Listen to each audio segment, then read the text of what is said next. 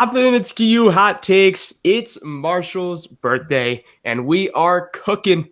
Okay, this is what we got going on today. We got the downfall of the Nets.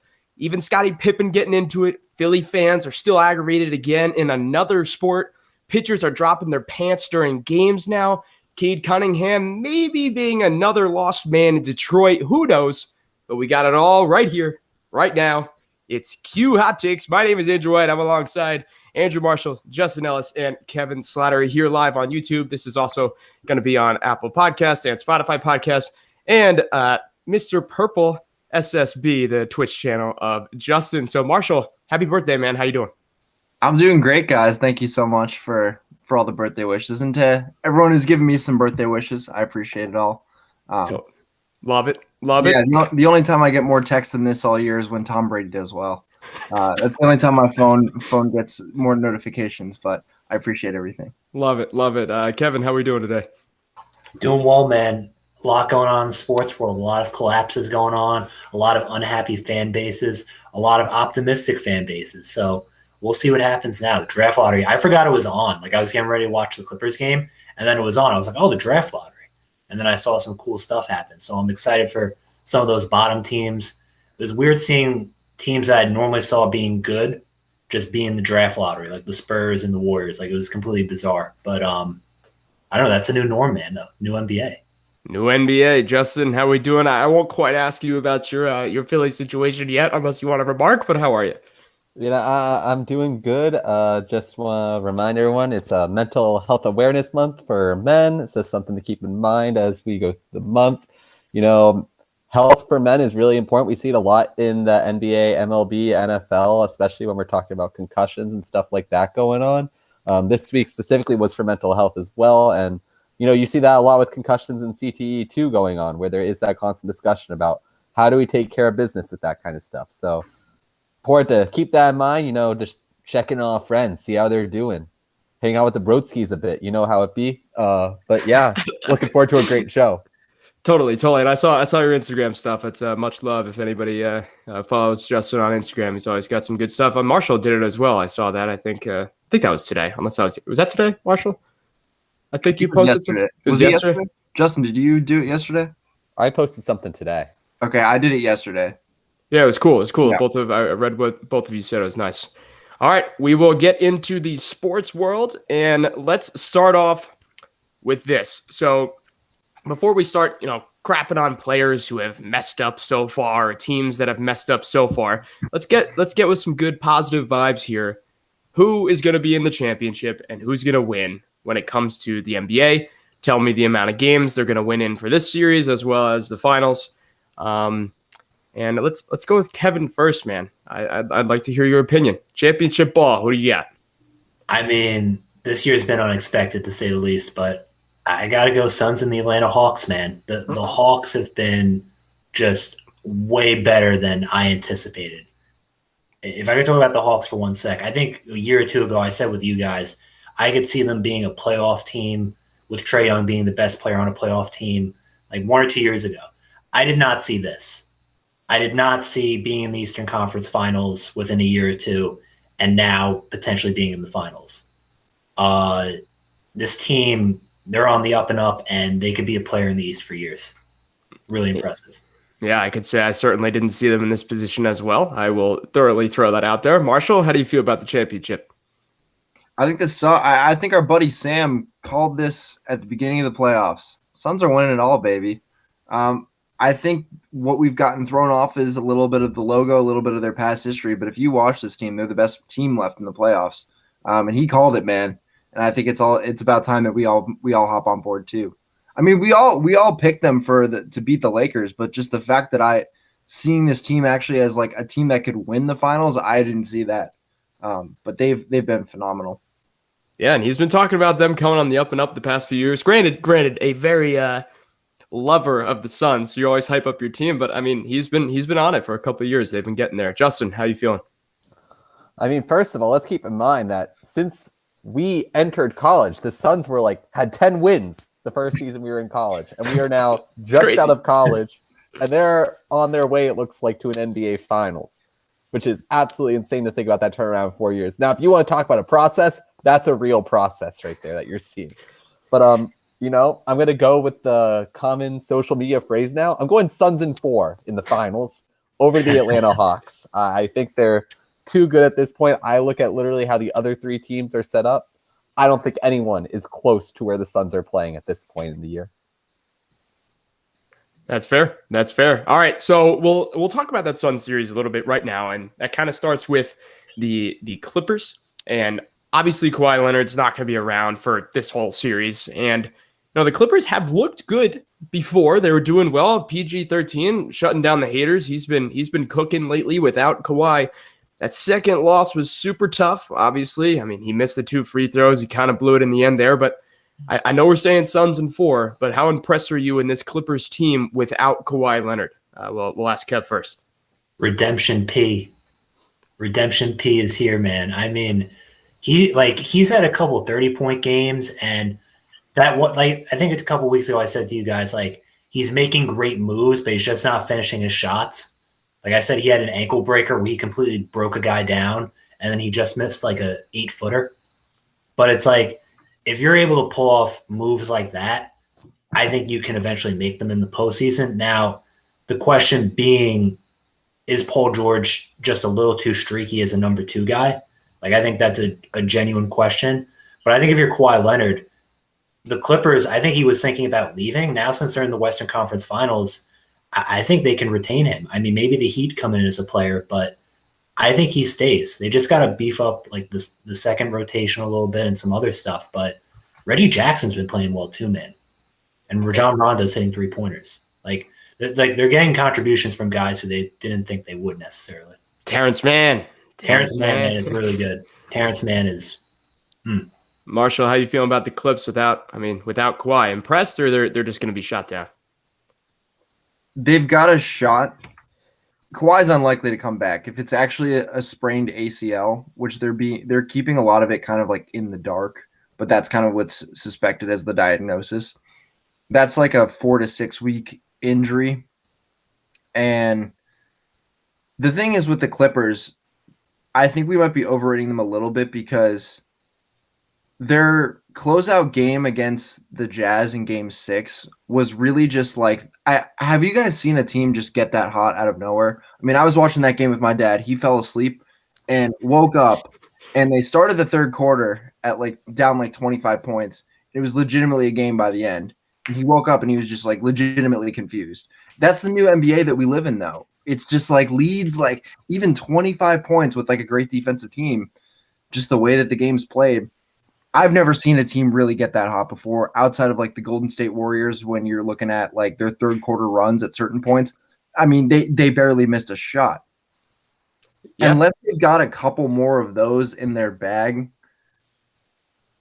The way that this series is competitive is if Kawhi could come back for a Game 6 or Game 7, because if he's probably not going to come back for the next couple of games. Yeah. If at all. I could see this ending up in with the Suns winning in 5 games, because I just don't think they have that shooting performance. Terrence Mann, can you really ask him to do that again? No, you could ask, but nothing will happen. You'd probably be okay, and then not do it.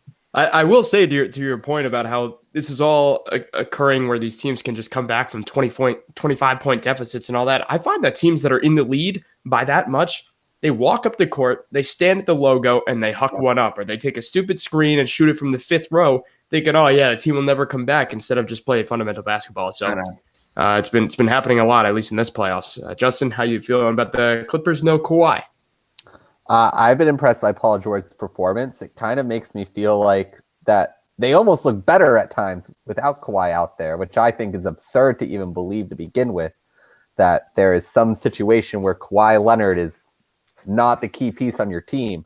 But the Clippers, I would say, if they went the whole season without Kawhi, they might have ended right around the same spot that they ended up this regular season. I wouldn't be surprised if Kawhi was interested in moving on if the Clippers lost this season. I'd be interested in seeing Kawhi with the Knicks. I've said that a few times. I think Kawhi inevitably ends up staying in LA unless he goes to the Knicks and Damian Lillard also ends up on the Knicks. So it would take Kawhi stealing another star from another team like they did with Paul George for him to really solidify a move. Because at this point, we've talked about it a bit in our text chats, but the East has had two really weak contenders possibly going to the finals the past 2 years if the Hawks make it.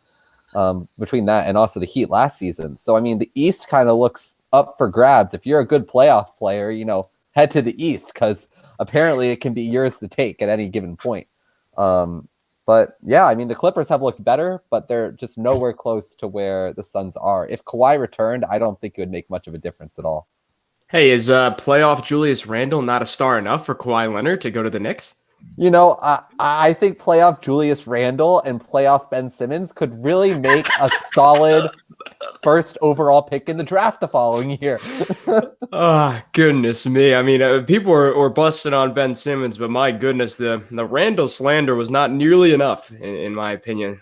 Anyway, so we'll lean into the Ben Simmons talk right now since we've just discussed that a little bit. It's our next topic.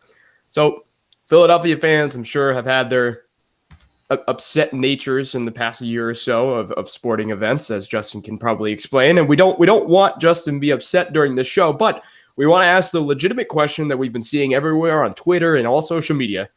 Is Ben Simmons really gone? As a Philly fan, do you want him gone? And that's kind of the direction we'll go here. Ben Simmons, what do you feel about him? Justin, we're gonna slam it right to you first. Just tell me what you're thinking. As a Sixers fan, I'm used to being a second round exit. So, this didn't take much off of me. But if you want me to be honest, I am a tiny bit happy with how Ben Simmons performed because of the fact that he now knows he sucks as much as I've been saying he sucks. So now I know he's mentally in his head about it. And I think when someone's mentally in their head, it's going to go one of two ways. Either they're going to save their career or they're going to die in a burning fire like Markelle Fultz did in Philly. My theory here is that this is the highest I am on Ben Simmons going into a season. I think next season will be one of Ben Simmons' better seasons. I think he will average way closer to the triple-double than he has been the past seasons because they're going to have to light a fire under him. I think the Sixers organization is all in on Ben Simmons. I think worst case scenario, you keep Simmons, you limit his minutes to 20 to 25 minutes, and you have a very large point guard depth. I know a lot of people are giving a lot of bad credit to like the Shake Miltons, the Maxis of the world, but honestly, those point guards, those two and George Hill, are not as bad as they appear to be. Maxi's only a rookie. He's going to show development. He has shown that he likes to have the ball in his hands and is confident in that. George Hill did very well for the Thunder. He really couldn't find the fit in Philly. Shake Milton showed some heat late in the season. He even earned Sixth Man of the Year votes when they were talking about Sixth Man of the Year, but he just didn't play the second half of the season after they traded for George Hill. So they have a lot of guards there who can help split Ben Simmons' playtime a tiny bit toward the right direction. I just don't see you moving on from Ben Simmons at this point. I'd be completely understanding if they did, if they were like, I'm 100% out, I'll go get Kyle Lowry, for example, to fill that position. But I am more sold on Ben Simmons right now than I have been in the past, which is, in fact, let's call it a hot take, honestly, because I've been saying for a while that he should have gone to the Lakers in that trade instead of Anthony Davis going after the season, and the Sixers didn't pull the trigger on that. But I'm ready to say that I think Ben Simmons will have a way better year next season. I expect the Sixers to have a way better outlook next season. It was just a bad game 7. There's not much to be said about that. They blew a couple other games in the series too. That series should have been theirs. And it's a group effort at the end of the day. And I mean, combined with Embiid having a second half where he scored 0 points in a game we should have won, it's not just Ben Simmons at the end of the day. Now, is Ben Simmons a huge factor of it? Yes. Should Doc Rivers have adjusted the game plan faster than he did? 100%. Ben Simmons should have been taken out way more in those scenarios. And I think you'll see that in his minutes next season. I do not expect him to be averaging the 36 minutes he's been averaging per game. I'm expecting closer to the 30, 27 minutes mark and trying to give Maxey more playtime and George Hill more playtime. And then I think that really opens up the offense a lot. So I am 100% not out on Ben Simmons, and I'm excited to see what he does next season. Doc Rivers claims that he's going to be working just on shooting all summer, is apparently what I read this morning. So we'll see if that works out. Kevin, how do you feel about the man, and do you agree with Justin?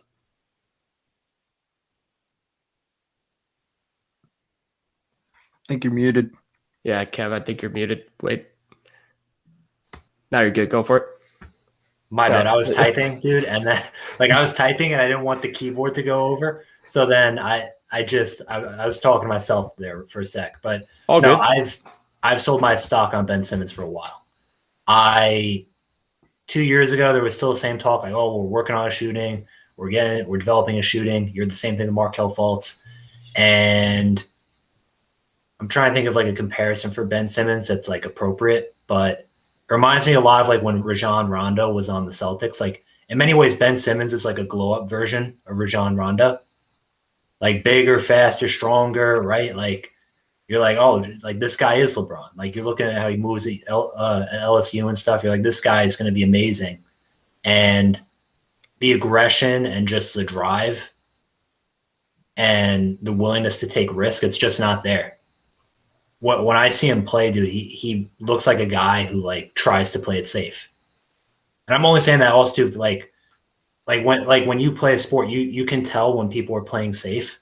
Like I've honestly been there too, and it's just lack of aggression, lack of assertiveness. I mean, how many times were there in any sort of offense where they would have Ben Simmons do a down screen immediately when he would bring the ball up, like all the time?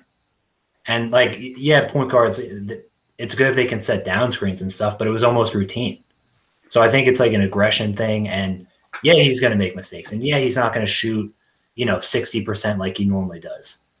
But he's way too talented to be scoring like 10 points a game. He should be a 20-point scorer in the league and should be like routinely like a 20, 10, and 10 guy. I'm saying with his talent. Like no one, like I would not debate his talents. Like that was the argument too a couple of years ago. I said with like him versus like Donovan Mitchell and Jason Tatum. That's why I said I'd take both of them over him. Yeah, naturally he's more talented, but he doesn't have their aggression. Physically, he's bigger, faster, stronger, all that, but like the aggression just isn't there. So I think until he changes his mindset, you're going to get the same results. But that's just me. Marshall, Ben Simmons, do you have any luck in him left?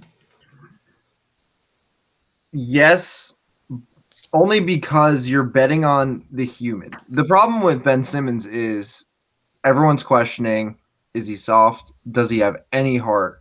What have you been doing in the gym for the past 4 years? Because he really hasn't improved on anything. And there were some signs of this coming out at LSU. I've always liked Ben Simmons because I just have said he's too good at too many things that like take effort. Like he's good at defense, and that takes a lot of effort. And obviously he's physically talented too. So in terms of like because we don't know these players mentally, I always view defense as like a lens through how to determine toughness partially. The other part of the toughness evaluation for Simmons, he clearly has not passed, because that's the other part where he's soft, and that's why he's so confusing, because it's like, how can you be so tough here and yet so mentally weak in another area, and you're clearly not putting in the work. That's why Simmons is so frustrating. The thing with Simmons is this offseason is going to have to be – the embarrassment is at an all-time high, right?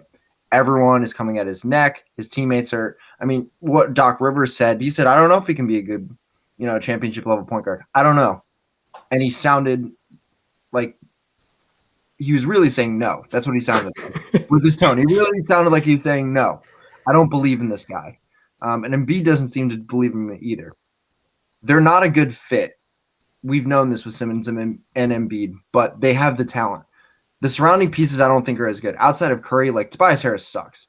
And it's not that he sucks in isolation. It's that he's a max player. And for the max contract, he sucks. So that's why we're going to consider him sucks. Like he's actually like fairly good player, but for the money that he's making, like that handicaps you from making all these other moves. Because if you're just like an okay player, that's what you get in the NBA. You just get a max contract. The thing with Simmons is it's like pressure, pressure either bursts pipes or makes diamonds. And it's like he's either going to rise from this or he's just going to completely fold. if it's a matter of situation, like you might need to get out of there. But I don't think this is like a Carson Wentz thing where it's like he just needs like everything that's happened. He just needs to get the hell out of here. He needs to look internally and fix whatever the symptom of this is going on. Maybe he doesn't love basketball. Like that might really just be the beginning of it. And it's hard to speculate on this stuff because like we don't know Ben Simmons. But just based on what we see, he's clearly not like working at it. And like he is like one of the 10 most talented players in the NBA, and that's what sucks. All right.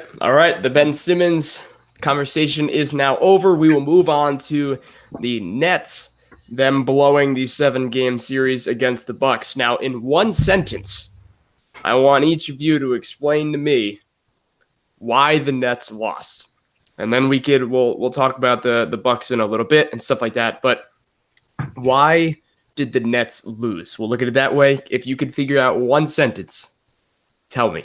Justin, I'm going to put you on the spot. You think you have one sentence ready to go? One sentence, I'll go for it. I'm going to say Kyrie is free. I mean, Kyrie absolutely sucks. I know he was injured most of the series, but I don't even care. Man, it didn't matter if he was on the court, off the court. Wow. Kyrie's attitude embodies the entire attitude of the Nets in their organization. There's nothing you can do when everyone has the same attitude. And in fact, you just don't even have Kyrie on the court to begin with. And it's probably still having a bad attitude and a little pissy fit on the sideline being like, why am I not getting my minutes? It's because you're hurt, Kyrie. That's why you're not getting your minutes. You too, Harden. You're hurt and you came out and you're like, let me play a few games, right? It doesn't matter if you're going to be out there, Harden, and do nothing if you're hurt. Literally illogical to me. I don't think Harden should have played on his injury. I honestly think the Nets would have had a better shot if he didn't. At the end of the day, Kevin Durant is just not good enough to beat a team by himself. Thank you. A team of which me and Andrew were describing at when we were on a trip, we were describing it as how do you lose to a team where Holiday is shooting 5 for 23 and Middleton has had a horrible series? How do you lose to that team? Giannis wasn't even playing that well. So Kyrie is free and so is the rest of that organization. Have fun in the offseason figuring it out. Find another villain to add to your team. Kevin, one sentence. Why did the Nets lose that series? Injuries over talent. The injuries crippled the team. And we said this too when they traded for Harden. You got rid of a lot of depth. You got rid of Karis LeVert, who's really nice. And you got rid of some really good, talented players who developed. You did it the right way. You developed these guys and they became not stars, but very good, high-quality players. Even you could argue maybe LeVert is borderline or getting to a point where he could almost be a star. But the injuries crippled the team. And I said this too, like a couple weeks before the playoffs. I said, look, like I'm selling my stock because you've only played 8 games together. Like 8 games? That's a bad sign. I mean, Kyrie's had injury problems for much of his career. Harden with the hamstring stuff is new, but it is concerning. I mean, these guys are now in their early 30s. So it's like Durant was shouldering the load, and Durant, he had a phenomenal performance. What was it, like 50 points on like 55% shooting, whatever it was, and like game 5 or something? That one at Barclays, he was incredible. But again, though, with that amount of injuries, they weren't going to win the series. And I think you have to question now, was this a gamble that played off that's going to play out well if you're Brooklyn? I don't know if it will. You gambled and you might have lost all your money at the casino. Awkward. You might have lost all your money. You might have just been at the poker table too long, and you got your savings, you got your earnings, you got your 2 stars, and you're like, oh no, we get one more. No, we'll really win big, and then you didn't. That's a great analogy. I like that. Thank you for that. Yeah, it was risky, but we'll see. Steve Nash must be too used to those Arizona and Nevada casinos at this point. He doesn't have good luck in New York. Marshall, one sentence. Why did the Nets blow it against the Bucks? Too many eggs in one basket. This is the weakness of super teams. This is why we said that plus 200 was too high of a price for a team that had only played 8 games together. It's hard to turn it on. Literally, physically speaking, like from the conditioning standpoint, alone, aside from talent, it is hard to turn it on for an entire 2-month stretch of the playoffs. If this was an analogy, Kevin Durant, he's the best player on the planet. He's the golden egg.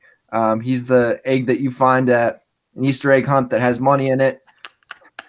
Mine never had money. What the?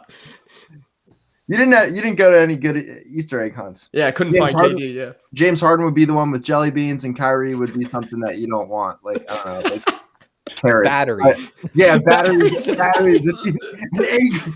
Just, I don't know where you're going, but No, not only batteries that are out of charge. There's Oh, just no yeah. charge in the batteries, just like him. yes, he would be the egg with uncharged batteries at the egg hunt. Very useless would be the word you're using there. Then, huh? Yes. Yeah. What if they're rechargeable batteries though? No, not. Not his. Not Rechargeable these. If batteries. they were Battery guy. rechargeable batteries, Blake Griffin would have forgot the rechargeable charger, and so it wouldn't have worked. LaMarcus Aldridge took it with him when he went out the door. Yeah, Lamar Aldridge took it on his way out. Tough. All right. Tough All right. scene. Fair. Okay, let's move on to. Oh, by the way, I'm just gonna toot my own horn. I made a claim earlier on that the Lakers and the Nets were gonna lose before round 2, but that was mainly because I hate the Nets. So that's not You're really. right. That's not No, really- you were right, and I know you're happy. I know you're giddy with. Oh, joy. I was. You should have seen. Justin knows. I was with him and Forcino on a trip, and I pulled up the last about 5 or 6 minutes of the game, excluding overtime, and then I watched overtime again. I was almost as happy as like Georgia winning a big football game. It was crazy. It's crazy. Also, overtime is the worst thing in the NBA I've ever seen. It should not be 5 minutes. How do you spend 5 minutes watching a Bucks Nets game that has an overtime score of like 8-2? What a horrible 5 minutes to watch. And it's like that in every overtime too. I truly believe NBA overtime should have the full 12 minutes. I don't think Just kill them. Kill them. I don't think you can determine an NBA game in 5 minutes. I think that is so unfair to the teams to be like, hey, go out there and play 5 minutes. That's basically like first person to score wins, because then the rest of the time you're playing from behind and fouling them. There's nothing you can do once you get behind in an overtime game. 2 scores, you might as well just throw in the towel and call it a day. I think the only problem with that is like the Nets played like 6 people, I believe, the whole game, right? So it was 7 technically, but yes. And so same it's thing. like they're just like running on fumes at that point. Like, I agree. Like, you should probably, like, if you want to find like the true winner, probably extend it a little bit. But also, like, there is something crazy about like, hey, do or die, because then a random team can win, which is both good and bad. Yeah. Hey, the Nets were already injured enough. They didn't have any more gaskets to blow. KD's gonna tear his other ACL. Yeah. KD deserves props. He literally just had the best game of the whole playoffs. Like, I haven't seen that. You have to go back That to was like sensational. prime Jordan to find like playoff performances like that. Yeah. No, I think he deserves props for the game itself. But in terms of, again, still being a winner, I'll never give it to him. Too bad he looks like a giant noodle. Kevin, finish it off. What, March? Actually, March, what? You're going to say something? Go for it. I was just gonna say, like, the thing with KD is like he's the Slim Reaper. Like, that's who he is. Like LeBron and Michael Jordan, like, they aesthetically look better. KD looks like he's like a skyscraper. He's so tall, but he's like one of the best basketball players ever. Yeah, he's awesome. He's awesome. He just can't win. Yeah. But Kevin.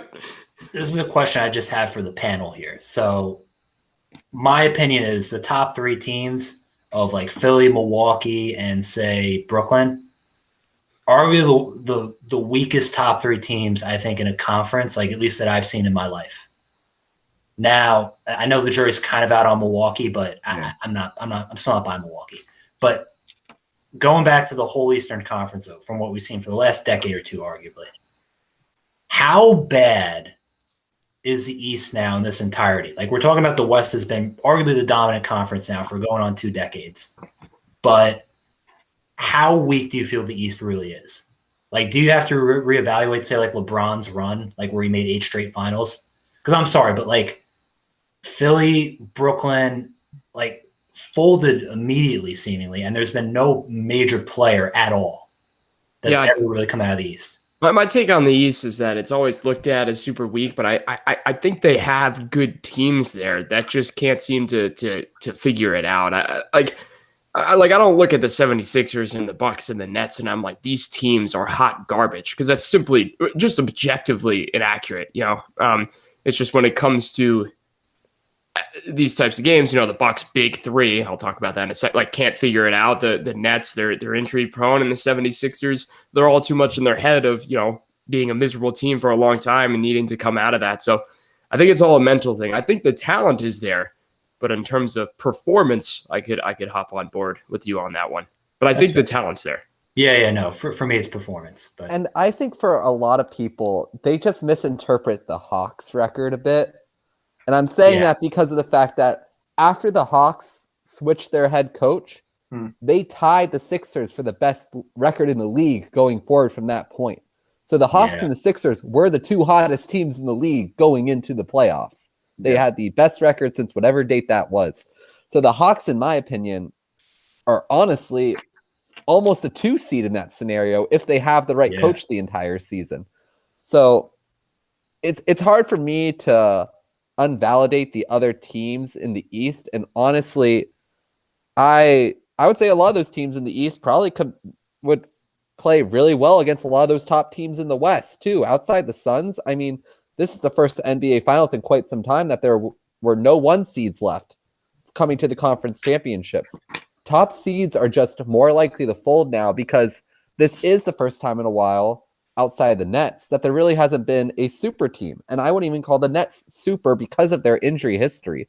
I would say a super team generally is a team of strong players who also stay healthy. Yeah. I just don't think the Nets reached that point. They picked a bunch of players and they took a bunch of gambles and it didn't pay off because there's injury history there. Yeah. So I honestly think you're just looking at an NBA that is the pre-Golden State Dynasty era, the pre-LeBron going to the Miami Heat era. You're looking at what the NBA used to look like, which was a bit more unpredictable. It's kind of has a bit more of a March Madness vibe than it used to. I'm kind of here for it, but also, it bit me in the butt. So I don't know where I'm at. I'm here for it. Definitely. Totally. Hey, great question, Kevin. Okay, so when it comes to the Bucks, right? So you guys have mentioned that you want misspoken. You'd think the Hawks would probably send it to the finals over the Bucks. And let me just make something clear. So I'm going to go on a small rant here. And if anybody else would want to after, say you agree or disagree, whatever you want. When it comes to the Milwaukee Bucks, I've been in their corner for probably 2 or 3 years in terms of, kind of like the Gonzaga of college basketball, if you've listened to me recently. The team that's been cooking, getting there, and you want them to win because relatively good guys that are coming from somewhere. I'm getting a little sick and tired of this team now. So they've beaten some good teams. Obviously, they beat the Nets, depleted as they were. But I will stand to the fact that having Drew Holiday on that team, the addition of Drew Holiday on that team was one of the worst moves in terms of value per dollar per minute of basketball played for that man. And to consider that team that they have a, quote, big 3 with Chris Middleton and Drew Holiday. Chris Middleton, I mean, Marshall knows, all of you guys know, I've been crapping on Chris Middleton for years, right? A couple years. He's been at the All-Star game. No idea why. He's the worst player in the All-Star game every year. He occasionally goes for a month of phenomenal shooting. And that's why he's so good. Just a 1 month scoring almost 30 points a game, going off whatever. He's miserable, inconsistent. And that game yesterday, I said this to you guys in the chat and for everybody at home. He was 0 for 8 for threes in a game. They're down by 3. Last possession, they actually went to the man that was 0 for 8 from 3. And he missed again because he's awful when he's playing that bad. And then Drew Holiday, as Justin mentioned before, just against the Nets, he has one of the best players in the world on Giannis on his team. And he had the Nuggets to shoot 24 times in game 7 against Kevin Durant, shooting like 55%. 24 times. Drew Holiday, and he made 4 shots. Granted, everybody's like, last 3 minutes, he hit a clutch 3-pointer. Congratulations, they wouldn't be in the same spot if he either passed the ball earlier or made a few more jumpers like he should have. So that's my spiel. Drew Holiday, Chris Middleton, not even close to worth the money, and I wish Giannis would be as rude as LeBron and go to the bench and tell them, listen, if you guys don't give me the ball in the next possession, you're off the team. I wish he would do it, but he doesn't. He's too humble. That's my take. Just Okay, Andrew. So would you rather have Drew Holiday or Ben Simmons then? Ooh. I mean, I hate to be that guy, but Ben Simmons. I would. Because I would. Ben And Simmons that's just coming from doesn't shoot. so Drew Holiday at least won the Bucks that game because he decided to keep shooting and had the confidence to do so. Ben Simmons showed no confidence. right. So and that's the refused thing. to When it comes to this specific year, it's a great question. For an eternity, I would want Ben Simmons. But what I will say is I wish Drew Holiday only shot 4 times that game. Ben Simmons shot 4 times. He shot 50% from the floor. I know he wasn't shooting that many points, but he shot 50% from the floor. Drew Holiday literally wasted 17 shots with one of the best players in the world on his team. That to me, yeah, I would have rathered him shoot 4 times. I know he made the ones in the end, but you're telling me of those 17 shots, let's say he gives it to a different player on every 17 of those shots. I guarantee you at least 4 or 5 of them go in. Guaranteed. No matter who he passes it to, it could be Bobby Portis at the 3-point line, and they'd have more than 17 missed shots. I don't know. I just think it's egregious. It's terrible. But I don't know. Tough call because Ben Simmons, yeah, it's he's kind of, it's only like you're playing 4-on-5 basketball when he was standing out there at the end. So You know, there's a reason that like people like Ben Simmons lose their girls to people like Devin Booker. It's because they don't take those shots. Ooh. I'm taking Drew Holiday because he takes shots. He's gonna eventually get the girls coming to him because he keeps shooting. One of them's bound to hit. Ben Simmons, he's like, here, my fellow teammate, you can have this lady. I am happy being sad and alone forever. That's what Ben Simmons looks like right now. I would take Drew Holiday this very second over Ben Simmons. Like if I could trade Ben Simmons for like Drew Holiday and a first-round pick, I'd probably do it. No, I get that. They're both, I mean, they were just miserable playoff performances. I would have rather Drew Holiday never see the floor and they play Forbes all night. I would have rathered it because at least Forbes knows how to shoot a 3-pointer, for God's sake. But you're right. Comparing 2 of the most mediocre playoff players of this year, I see your confusion and your point. Marshall or Kevin, how do you feel about the big 3 of the Bucks? I mean, I guess we'll go with me. I mean, I understand though the hate, or not. I don't want to say hate, but disdain for Drew. I understand the performance hasn't been all there. I think too, Drew has a lot of pressure because he's always been a guy who's a very good player, but not a star. But he was kind of marketed that way, at least by Milwaukee's perspective of like, oh, well, Eric Bledsoe was holding back the team a little bit, like not a great shooter, not a great driver, like kind of slow-ish driving to the basket. Like, oh, we'll bring in Drew, and then the offense will open up, right? Like our half-court offense would open up. And that hasn't really been the case because he's a very good player, but he's not like an elite tier point guard type, and you gave up a lot for Drew Holiday. Like you gave up star picks for Drew Holiday. Like you gave up 2 first-round picks and the rights to swap 2 other first-round picks. So you don't have a lot of flexibility from your Milwaukee. And now you kind of had like this middling team that kind of feels like it's already maxed out. And some questions about Giannis. Like I think they have to go all in for a big-time star. That's the only way they can correct it. But again, very much a question mark with Milwaukee. But their problems go deeper than that too. I mean, like even just with their defense, bro. Like I was watching yesterday. They were guarding Trae Young, and immediately when Trae Young is bringing the ball up, they have Bobby Portis sink in coverage into the paint, and they don't give Drew Holiday, whoever it is, help, and they let Trae Young just shimmy and dance on people with no help. They treated Trae Young like he was Patrick Beverly scoring up a 3-pointer at the top of the key. It's Trae Young. He's averaging like 29 for the series. He's doing point guard stuff, like double-doubles with assists, and you're just going to not check him from 3? You're going to give Trae Young 4 or 5 feet of separation on a 3-pointer. I mean, that's why I'm just like, it's the defense. It's like they don't seem like they would know how to guard Trae Young. And personnel-wise, I don't know if they have the talent.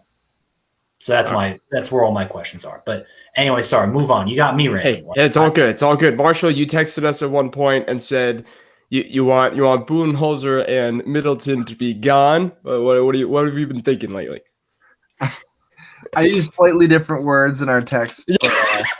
But, You're welcome, by the way. yeah, thank you. I'm not the biggest fan of either of them. I don't know how Budenholzer. The thing that I started as long as you've been saying the Chris Middleton's overrated, which I agree, stuff. I've been on the Coach Budenholzer. Like, why do people think he's a good coach? I've been on like that side of the alley because the first thing that ever made like tipped me off to that was like this quote that he had about Giannis, and it was in the Toronto series a couple of years ago. And he basically was like refusing to play Giannis more than like 36 minutes a game.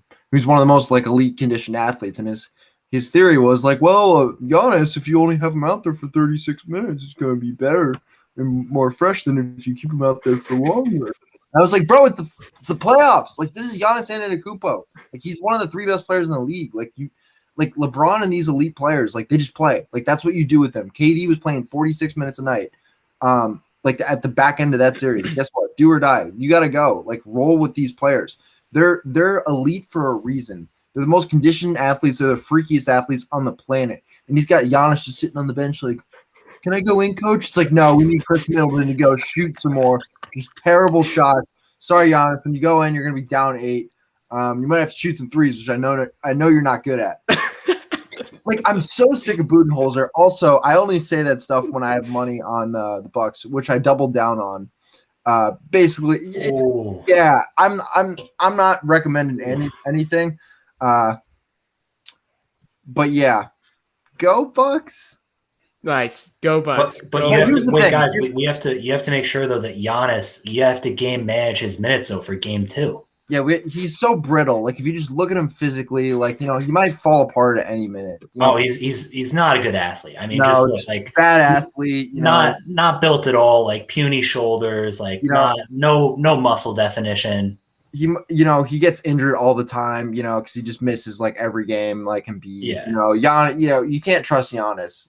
Terrible athlete. We got to get him out of the paint. Gotta get him out of the paint. Move him to the 2 position. That will keep him a bit safer and help him with the injury issues. Yeah, best shooting guard in the league. He can't handle. He can better handle the physicality of some of the 2 guards. Anyway, but don't listen to my basketball. Like I was joking with my buddy. I'm like, dude, like we need to just never bet basketball. We are so bad. Like we're so like impulsive. That's the problem. It's not really just you. It's hard. I mean, it's hard because these guys decide to play hard randomly. They just decide. The game is changing. Like I'm going off of lessons that I learned like 3-4 years ago that are actually like I'm seeing in game. They're not applying anymore. Like the importance of like spacing the floor. It's becoming actually more significant than even when Steph was going off in like 15 and 16. The game is like truly changing. And like if you look at like the level of physical play, if you look at like how they let guys set screens, which is kind of bullshit in my opinion, because like guys are basically just like running and like you have to dodge that guy because if not, like you're gonna pick up a foul. It's becoming impossible to play defense. Like you can't really lock guys up the same way because that's the rules and that's the game. When James Harden's in the league, all of a sudden defense is just not easy. Michael Jordan would score 50 in today's league. 15 or 50. Jordan would kill everyone if he played today. He would destroy everybody. Not close. He played in the best big man era ever, and people are like, I don't know if he'd be better than James Harden. No. All right. I saw James Harden hook a man's arm on offense. I saw him initiate contact. He hooks a man's arm, like he pinches it in, and then he goes up, and the ball goes like 12 feet in the air. And they're like, oh, it's an attempted shot. Like Harden Trae Young did the same. Like, how? Trae Young did the same thing where he literally like Euro stepped into a guy, like initiated the contact and then went like blah, like he got hit and the guy was just like, what am I supposed to do? Like, yeah, honestly, if I was a ref, I'd stare at you and I'd be like, are you all right? You like, do you need a doctor? You're like kind of freaking out over there, And this is why they're evaluating the rules of what counts. I mean, Trae Young and Harden might be significantly downplayed because they're thinking about eliminating those kinds of basketball moves.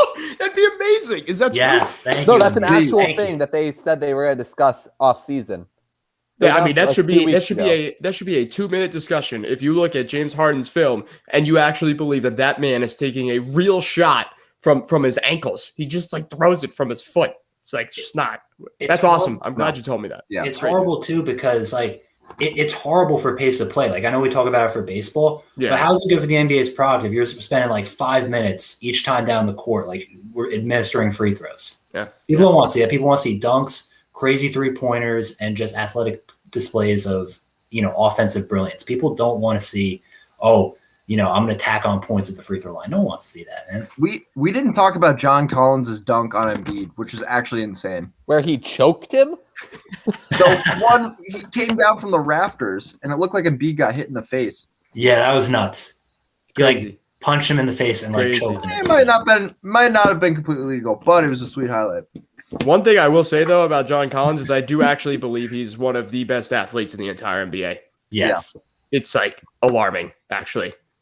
Anyway, yeah, it was a little aggressive for sure. A little bit. Those poor Hawks fans who, don't actually exist. Anyone who's a Hawks fan isn't a Hawks fan. Let me make this very clear. They are a fan of Trae Young. There are no actual Hawks fans, just like there's no actual Braves fans. There is no actual professional sports fan in Atlanta or any part of Georgia. They only care about college sports there. Yeah, you're just a Dogs fan, baby. That's it. Let me make this clear. I have a lot of friends from Georgia since I used to live there. And I saw people post about the Hawks for the first time this entire season after they won game 1 over the Bucks. Not even posting about beating the Sixers and advancing to the conference finals. They're like, we won game 1 of the conference finals. They don't care because they don't exist. Yeah. I swear. They literally came out during the Knicks series and they were like, we'll go away for a bit. Trae Young didn't do anything crazy during the Sixers series. And then all of a sudden, Trae Young has a great night. And all of a sudden, all the Hawks fans are talking about it because they're not Hawks fans. That's really how it is. And they don't realize that John Collins, if the Hawks don't win this season, is probably walking out the door. I think John Collins will go to the Heat if the Hawks don't win this year. Oh, they'll never win again without John Collins, though. They won't come close. I do not think he's going to come back to the Hawks. I truly believe that. I think the Hawks, I don't think they're going to offer him the amount of money that another team will probably offer him. And he'll walk out the door. And Hawks fans don't know that because they don't know who John Collins is probably. What I'll tell you right now is you want to talk about substitutions for the Bucks. I would take John Collins 9,000 times over 100 over Chris Middleton. Over Giannis. And that's for sure. Never mind. Oh, yeah. Sorry. That's a little aggressive. Anyway, let's get out of this. Let's move on to the NBA lottery prospects. We won't talk much about it because we got more stuff to talk about. Not that much time. So the only thing I'll ask, the Detroit Pistons, by the way, as a Thunder fan, very upset. Lottery did not go our way for sure. But anyway, as the number 1 pick goes to the beloved Detroit area where teams go to live forever and players go for stardom forever. Just like Jared Goff. Right. If anybody's confused, there's a lot of sarcasm in this conversation. So the Detroit Pistons have the first pick. I'm just going to ask you guys, who do you think they're going to take and then who you think they should take? And then we'll move on pretty quickly to talk about some other cooler stuff. So we'll start with Marsh, Pistons first pick. Who do you think they're going to take? We'll do a whole draft thing later on when it gets closer. Yeah. So I haven't done a ton of work into these players. Yeah. My brother actually saw Cade Cunningham live when he was down at Baylor, so that was pretty cool. That's sweet. I will have to ask him for his scouting report as we get closer, but he sounds like he's the guy, right? Yeah. I think they'll probably take him, but I'll give a good answer when it's closer to draft season. Yeah. In mid-July, we'll do like a show or whatever. We'll invite Sam and maybe even Don Johnson. We'll see. I mean, these players, like outside of like Suggs and like a couple other guys, like they're not as famous as like the class 2 years ago with like Morant. And Zion. It's not the same. Yeah, it's not the same level. Actually, I've been reading a lot about not reading about it. It's kind of seems obvious. So the Warriors somehow have the 7th and the 14th pick. By the way, I'm going to say this right now. I've been saying it for a couple of years. I'm just going to say it again. The Warriors will be in the NBA championship next year. I don't care how offseason turns out, unless Klay Thompson is killed or doesn't play. The Golden State Warriors will be in the NBA championship. Okay, that's what I'm gonna. Based off of everything considered, I mean, if I'm being honest with you, I am thoroughly convinced they're going to trade one, if not both, of those top 14 picks for either another star or just something. It's just not worth both of those picks in this draft, as Marshall mentioned. But Yeah. we'll find out. Anyway, Kevin and Justin, do you think it'll be somebody other than Cade Cunningham? And is he going to be lost in Detroit, or will he actually be? What are you thinking? I think Kevin will go with you. So I think that's probably who they are going to pick. That's the consensus number one right now. I haven't done a deep dive on a lot of these guys or any of these guys really, but that's probably looking at it from an outsider perspective without going too far in. I think it probably is who they should draft just because they just need to get the guy who's like the most talented guy potentially. They're a team that's, they got Sadiq Bey and some nice pieces, but they needed to inject. Well, they just need to inject like more talent in the team and just start off with Cade. What you just said reminds me of what did you say last time? Was it what team were you talking about? It's like you were like, yeah, maybe they'll get, maybe they'll be a little bit better, yeah. Or was it the Jets? I think it was the Jets. You're like, yeah, maybe a couple pieces next year, the Jets will be better. It's like the Pistons, they'll be better. They're not going to make the playoffs, but like they'll be better. No, I agree with you. I just think it's funny when you're just being so kind and gentle to them. I love that. It's funny. That's all. Well, the Jets one was so funny because the week before he completely shit all over them. It was just like, yeah. And then the next week he was like, maybe. All right, Justin. I know you're not the biggest Cade fan, but what are you thinking so far? First of all, you mentioned Sadiq Bey. Don't forget about Isaiah Stewart as well. That really is going to amplify the Pistons in a few years. Or Grant. He's on the Olympic team. How about that? Jeremy Grant. He's good. Yeah, crazy. But honestly, they're going to probably draft Caleb Cunningham. I'm going to agree that is the right move because if you have the number 1 overall pick, you should probably draft a rookie. A true rookie. But I am going to say, doing my initial research, Andrew has mentioned to me about some of these G League guys who are really coming up. Jalen Green, I think, is the primary one. I think he's the best player in the draft. I think he's better than Caleb Cunningham as far as the draft goes. I just don't think the Pistons can value a G League player over a true rookie. He may be younger, but I just think if you're going to draft number 1 overall, there's a bit more hype revolving around a rookie than when you draft a G League player. I just think he probably looks the most explosive just coming out of the gate as far as players. And I even think Jonathan Kuminga, who's also G League, is also considered a top 5 prospect. I think he's probably just as explosive. I think forward is a bit undervalued compared to a guard position. But, I also saw he'll never be drafted early. James Bucknight from UConn. Yeah. This dude's like 20 years old. Yeah. He's good. No, he's good. He looks sick. I think he'll probably be the best shooting guard drafted, I think. He's a projected, what is it? It was around like 20 or something or high teens area. I think I saw a mock draft have him at like going to the Warriors at pick 14. Oh, okay. So, I think he might be one of the people that make like an immediate impact on a team. I don't know a lot about the NBA draft in general, but I said Halliburton last year and that worked out. He might be my Halliburton of this season. I really like him a lot, I think, so far. Sure thing. I'll be talking to you guys once it gets closer about the first person from International, Alperen Sengun. I like him a lot, but we'll talk about that another time. And that guy who popped off for Baylor, Mitchell. I think he'll be good. He's like, I think he's 22 years old or 21 or something. So I always get confused. I don't know how to evaluate people who are 3 years older than other. Is Jared Butler coming out?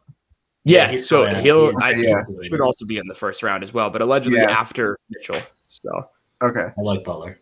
Yeah, I've heard a lot about the UConn kid, just being the Connecticut correspondent. I was talking to a friend of a buddy's up there. We actually saw him at like a gas station, which was really, really funny. The player? Yeah. Oh, really? Huh. Yeah, we saw him, and I had no idea who he was. And he's like, "Hey, that's him." And he started talking to me about him for like an hour or so. That's cool.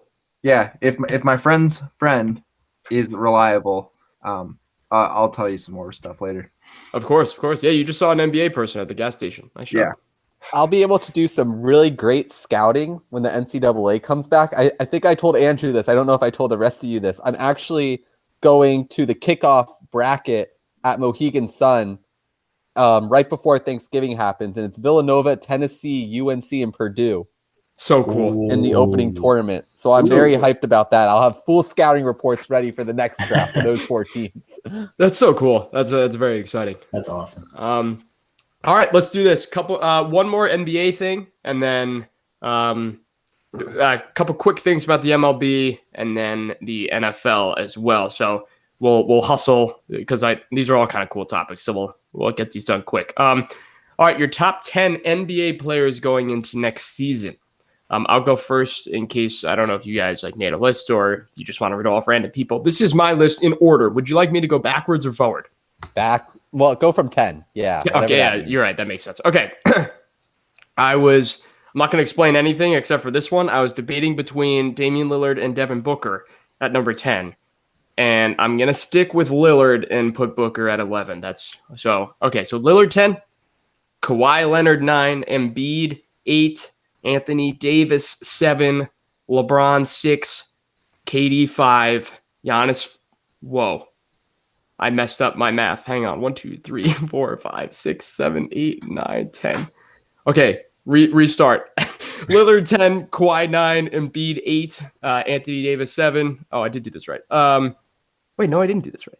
What is going on? 1, 2, 3, 4, 5, 6. Do you need someone else to go in? Oh, I figured it out. We're chilling. I got it. You have Okay. dyslexia? So it's actually Booker 10. My bad. Lillard 9, Kawhi 8, Embiid 7, AD 6, LeBron 5, KD 4, Giannis 3, Steph 2, and Jokic 1. That is my list down to 1. Sure, I'm riding the MVP hand a little bit, but it's more than just that. I don't hop on MVP whatever's. Anyway, that is my top 10. I'm sorry, Anthony and Davis were split onto 2 different lines, so I was like miscounting his name. Anyway, that is my 10 from 10 to 1. I'm not going to explain anything. Justin, would you like to go next? Yeah, sure. Mine looks pretty similar to yours, I would say. Nice.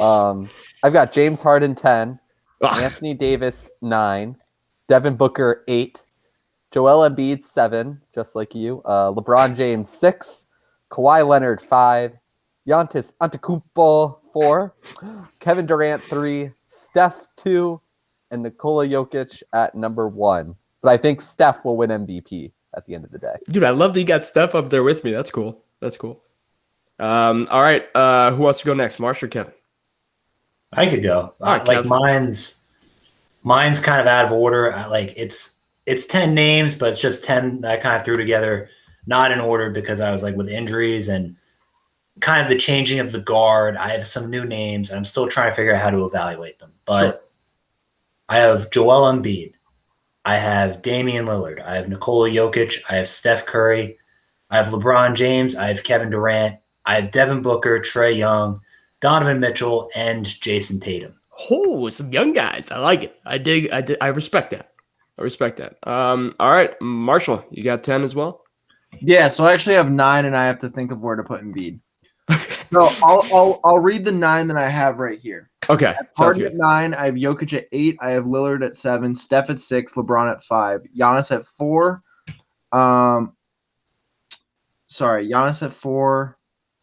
Okay, no, so everyone's moved up. Like So Giannis backwards is or at forward? 3. So Giannis is at Okay. 3, LeBron's at 4. So it's like everyone's moved up 1. Kawhi at 2, and then Kevin Durant at 1. And then Embiid kind of fits in, but like I need time for like this to kind of blow over and then really evaluate like where I want to put Embiid. Because talent-wise, I would put him top 7, but like with like injury concerns, I'd probably put him like 9 or 10. Sure. All right, I like that. Yeah, I like but that. people are gonna yell at me because there's no Luka, but whatever. I don't think any of us have Luca. Yeah, none of us have apparently, I mean, apparently, right now, did you but- read those stories about Luka with him and Carlisle? I don't think so. No, I haven't read them yet. What was it? Brief. Luka might have a little attitude. Luca might, you're saying? Yeah. Oh, awkward. I've heard Kid's the favorite for that job now. Yes, I saw that about 2 hours ago. Yeah, pretty wild. What I will say about Luca is after that one show we had, I don't think we could have him in our top 10. We'd just would be a lying show. You know what I mean? Yeah. So Luca's probably not my top 25. I'm probably just avoiding him as much as I can. yikes! Wow, that is deep. Okay, What would Him and you Porzingis are together at the bottom of my list. dude, Dingus Bingus. What is that? Anyway, okay. So where would you guys put Embiid? Like, so are your lists like dependent with like Embiid or players who are just kind of like health concerns overall? Are you like, okay, what can this player do as like a start for me, or what can this player do as, oh my god, I forgot AD?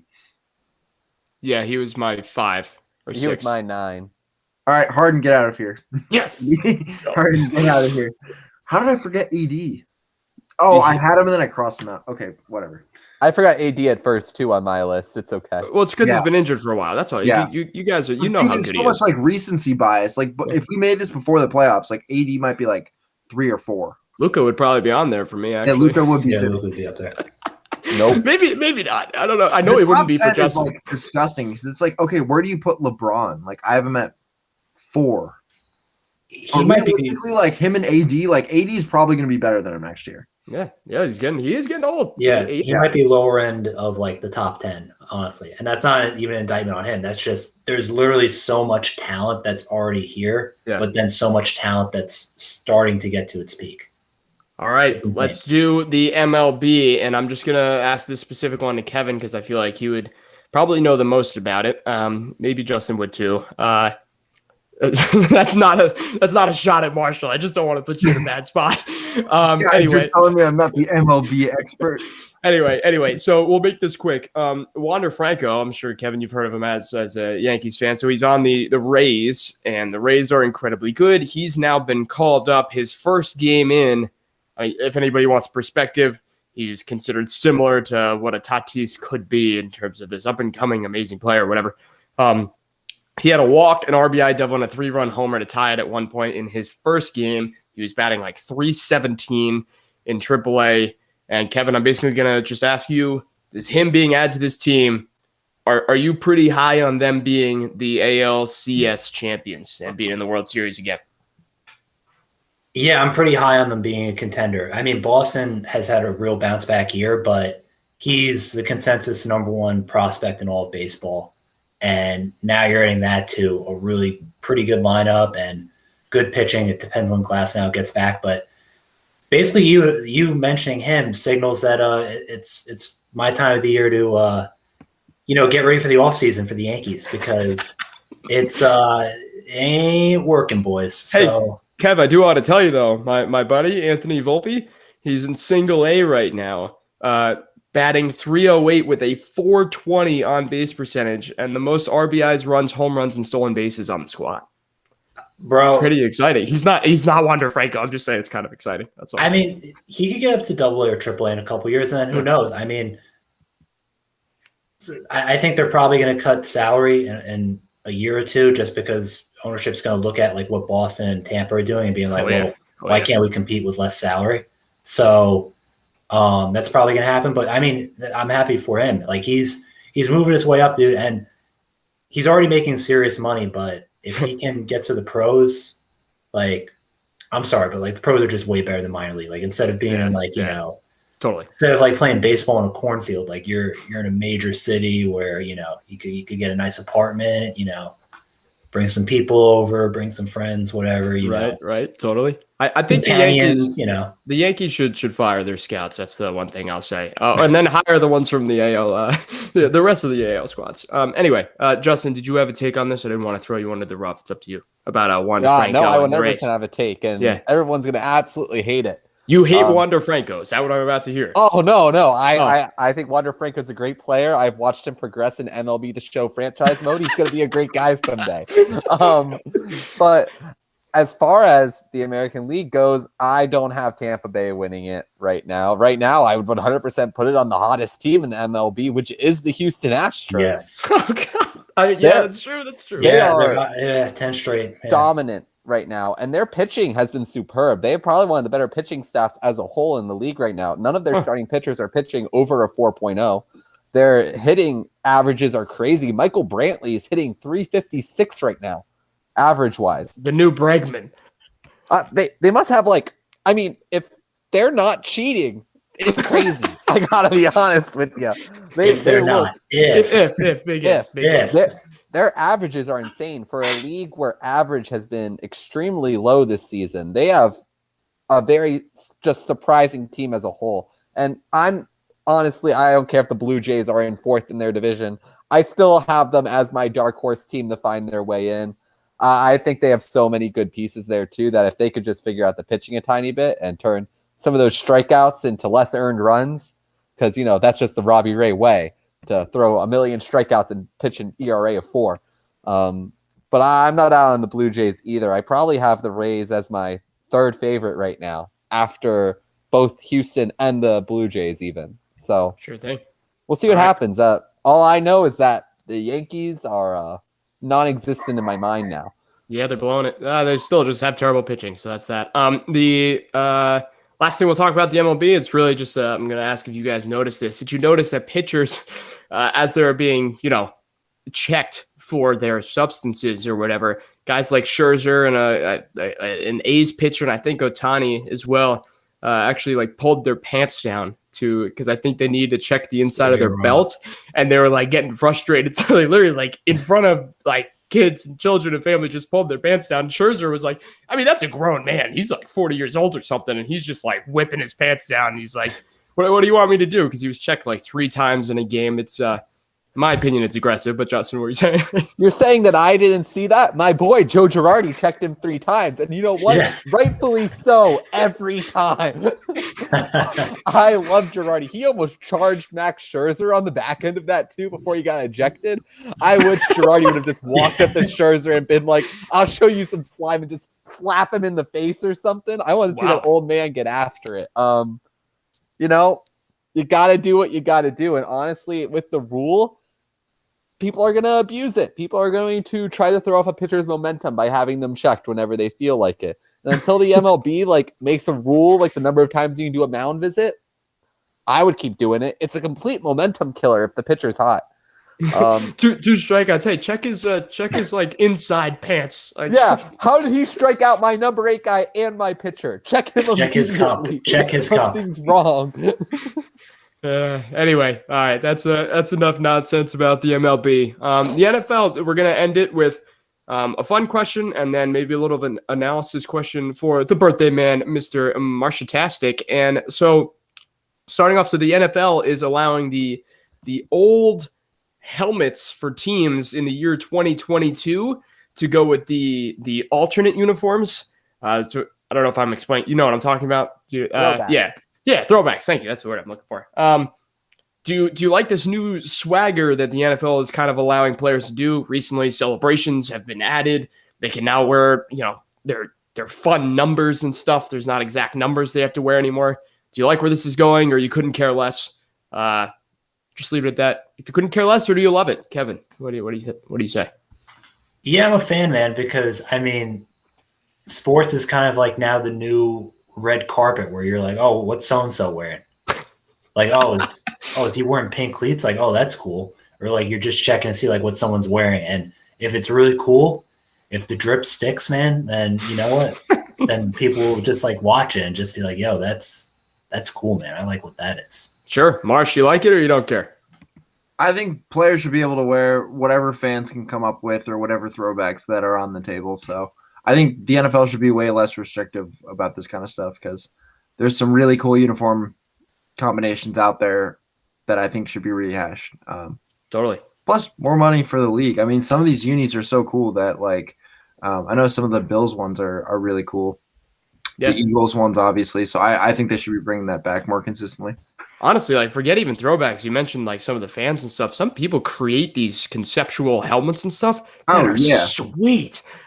Just make them. I don't even care. Make a different one for every game. Just get a fan. I don't care. You have the money. You're already blowing it on contracts or whatever. Steal some from the MLB. I don't care. Figure it out. I think you should be able to wear cool visors and stuff too. I know, I guess quarterbacks is the one thing. It's it's hard for someone to read their eyes or whatever. But whatever. I think it should be Madden. You should be able to wear whatever.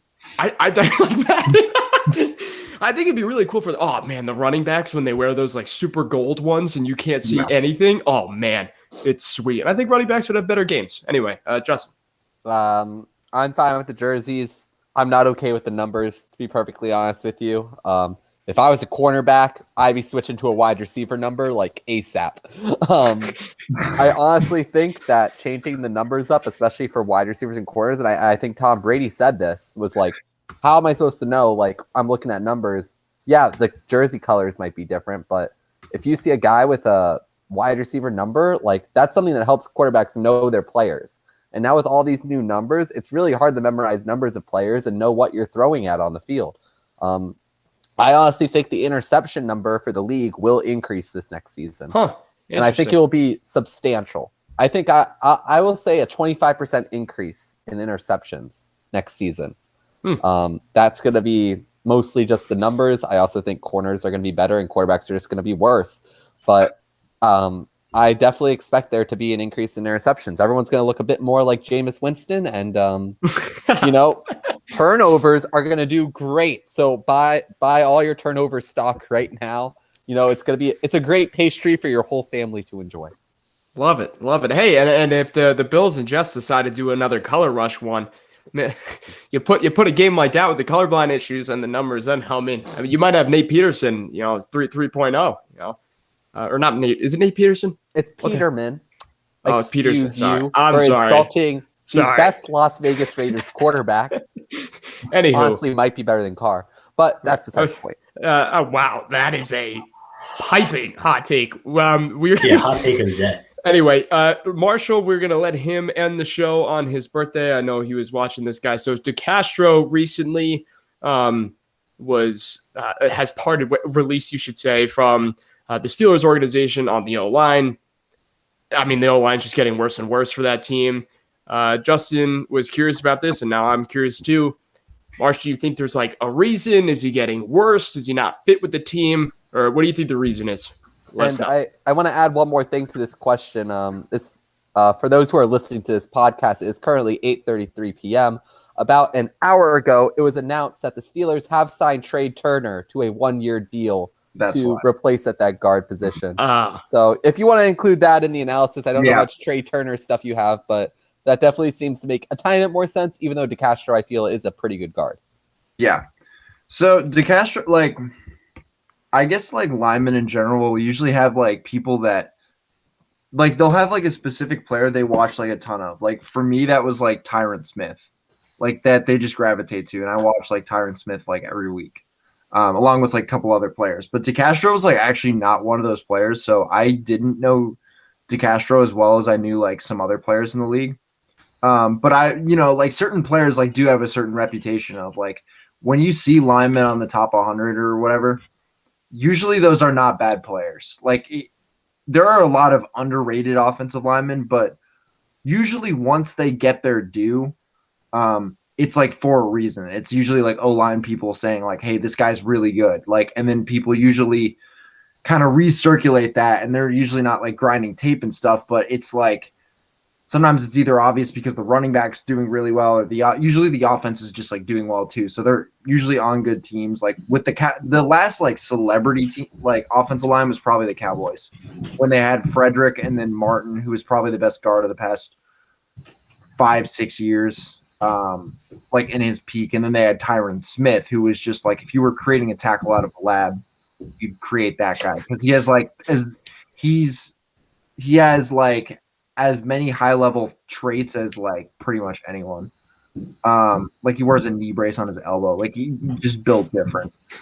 DeCastro is weird because he's not really an elite athlete, but was good at certain movement skill things. His combine numbers, he had a 30-inch vertical at almost 320 pounds, which is really good.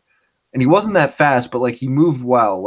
If you look up his and he was a first round pick. So if you look up his pre-draft thing, the book on him was that he's Mike Mayock, who was doing the draft coverage at the time, said he's one of the best tag and locate players, which is if you're pulling and you have to find your assignment, they're moving around. He was great at doing that. So you could run all these interesting run schemes, and he was. I watched some of him in 2015, earlier today, because I was trying to figure out this thing. And he was really, really good with his hands. And he's a good athlete overall, but he's not a tremendous athlete. So he's good at creating a clear lane for a running back to go. Like what I mean by that is like if you have a blocker, you kind of like if you think of everything as like half man leverages, if they're here, you want to get like on like where your head is like kind of like halfway to like their inside or outside. So it's clear for like a running back to read you, or it's like they have to go through one side of you. That's kind of what you want. In a way, like in run blocking, and he was really good at that stuff. He was really good with his hands. Now, when you go into 2020, he had problems with two teams in particular. Jeffrey Simmons of the Titans and the Washington football team front. The reason that I think he's having problems is I don't think he moves as well laterally. He had an injury a year ago, which I think the Steelers are looking at, and I think that they're looking at the arrow pointing down. I don't think his peak was ever as high as a player like Zach Martin, even though he had a lot of publicity. I don't think he was at that level, and he doesn't have like some like peak trait where the reason like people in scouting for like O-line, like it's very traits based. It's like how good can you push people in the run game? How good are your feet? How good are your hips? How good are your hands? Like the reason that people want to see these like super high peaks is because when you're like, if you look at it like a player like Whitworth was an unreal Andrew Whitworth of the Rams. He's playing at 40 years old because the peak that he's coming from is so high that he can afford to like lose like 3 different steps and he's still like okay. I think DeCastro doesn't have as much of room for error. Like I think that they're kind of like proactively saying, okay, he had this injury. We've already seen him fall down like kind of like one notch, which you can tell on tape. And so if he falls down the other one, which we're predicting, he's not going to be worth what we're paying. And so we're going to be a little bit early here, and we're not using our guards in the same ways as we did when we had Le'Veon Bell. So we think that we can replace him with a player like Try Turner. That was the one thing. So thank you for telling that, Justin. Because I was wondering, I'm like, who are they going to replace him with? Like, I understand this in the vacuum, but like he is also a cap casualty. Like in a vacuum, like he's probably worth what you would pay like $8 million for like a pretty good guard. But because the cap is cheaper and like Ben's contract, like you can't really do anything with Ben's contract. So you don't have that much money. So like it's partially that he's a cap casualty, and it's partially that he's not so elite at anything anymore to where like he's coming down from like the highest of highs. Like when we talk about like Lane Johnson ran 4.7. He was a converted tight end. Like he's one of the best like athletes at the position. When he's 35 years old, he's still going to be a good athlete. But I don't think DeCastro, when he's 35 years old, like he ran like 5.3 or 5.4, which is fairly good. But like he's not like so big that he's like this mauler guard. He's more of an athletic build. So I guess the long answer is kind of like he's not so elite, and he had this injury problem, and he's on the downturn, and the cap has made it so that teams have less flexibility this year. All right, look at that. Dr. Andrew Marshall, well done, sir. As always on the line stuff, taking it well. Good job. All right, so that will do it for QU Hot Takes. It's 8:40 on our Thursday, June the 24th. If you're listening to this on either Apple, Spotify, or YouTube, or the Twitch stream, whatever time it may be, thanks for listening. It's a great day to be alive. And, my name is Andrew White. I've been alongside Kevin Slattery, Andrew Marshall, and Justin Ellis. Happy birthday to Andrew Marshall. It's a great day to be alive, and go Dogs. I'll go. So, happy birthday, Marsh, man. Congrats. Congrats on the B-Day, man. But I don't know. Like all my sports teams are kind of out of it. So, I don't know. Go New York, man. Go New York. Thank you, guys. Marsh. This is the one thing we always – I guess it's harder in here. It's harder here. It's harder when we're not in person. Because normally I just point to somebody in the studio. Yeah, or we give each other like the glance, like the you. Yeah. Thank you guys. I appreciate everything. Love you guys. I wish you guys were here in person, but we will see each other again soon. Kevin, it looks like you're whatever room you're in is similar to my house. So I don't know. Did you like break into my house or something? Yeah, I do bangies all the time, man. Breaking and entering all the time. Wait, what window did I break into? I broke into like on the left side of your house. I took like a crowbar and you're over there. Yeah, I took a crowbar and no fingerprints because I use gloves. So All right. So after we get off of this, I'm gonna come up there and feed you some enchiladas. Thank you. Provocative. Yeah, I got nothing at that point. Good night, people. Sweet dreams.